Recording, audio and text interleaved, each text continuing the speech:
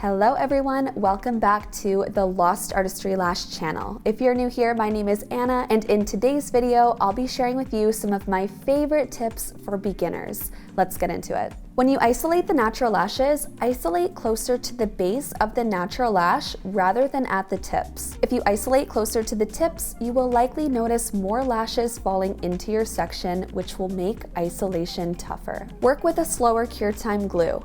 It takes time getting used to picking up and placing the lashes, and your movements will be slower in the beginning. But by using a slower cure time adhesive, the glue won't dry as fast and the lashes will stick much better. One of the many factors that plays into having great retention is by making sure that the base is flush with the natural lash.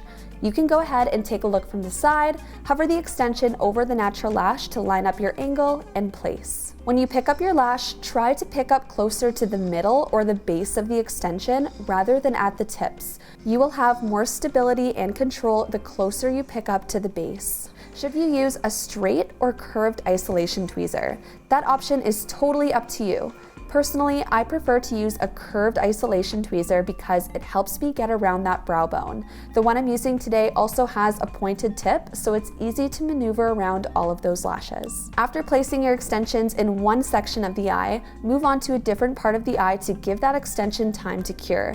This will help avoid stickies. When you dip your extension into the glue, avoid pulling out too fast so you don't get multiple beads of glue on your extensions. This can also cause stickies and will take forever for the glue to cure.